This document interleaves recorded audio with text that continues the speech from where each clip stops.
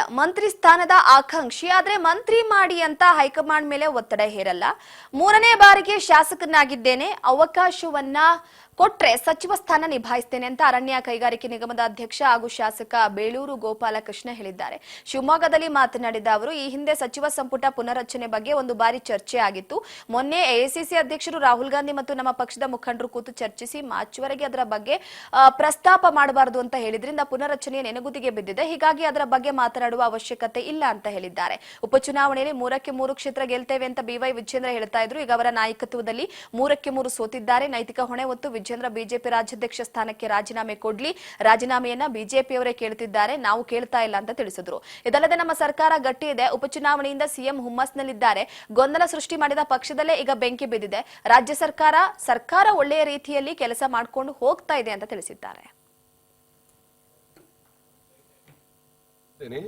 ಮತ್ತು ನಾನೊಬ್ಬ 3ನೇ ಬಾರಿ MLA ಆಗಿರೋನು, ನನಗೆ ಒಂದು ಅವಕಾಶ ಕೊಟ್ಟರೆ ಹೈಕಮಾಂಡ್ ಒಲವು ಏನಾರು ಮಾಡ್ಲಿಕ್ಕೆ ನಾವು ಅವೆಲ್ಲ ಮಾಡಕ್ ಹೋಗೋದಿಲ್ಲ. ಸರ್ ಕಡೆ ಆಮಿಷಕ್ಕೆ ಒಳಗಾಗ್ತೀರಾ? ಆಮಿಷ ಇದ್ರೆ ಒಳಗಾಗ್ತೀರಾ? ಇಲ್ಲ ನೋಡಿ, ಈಗ ರಾಜ್ಯ ಸರ್ಕಾರ ಈಗ ಒಳ್ಳೆ ರೀತಿಯಲ್ಲಿ ನಡ್ಕೊಂಡು ಹೋಗ್ತದೆ. ಯಾವ ಬಿಜೆಪಿಯವರು ಅಪಾದನೆ ಮಾಡ್ತಿದ್ರು, ಮೂಢ ಆಗ್ರಹಣ ವಾಕ್ಸ್ ಅಂತ ಹೇಳಿ ಇವೆಲ್ಲವನ್ನು ಎತ್ತಿ ಗೊಂದಲ ಸೃಷ್ಟಿ ಮಾಡಿದರು.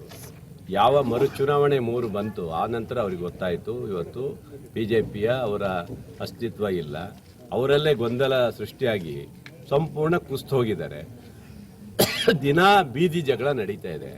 ಅವ್ರ ಕಡೆ ಒಂದು ಭಾಗ ವಿಜೇಂದ್ರ ಕಡೆ, ಒಂದು ಭಾಗ ಯತ್ನಾಳ್ ಕಡೆ ಬೀದಿ ಜಗಳ ನಡೀತಾ ಇದೆ.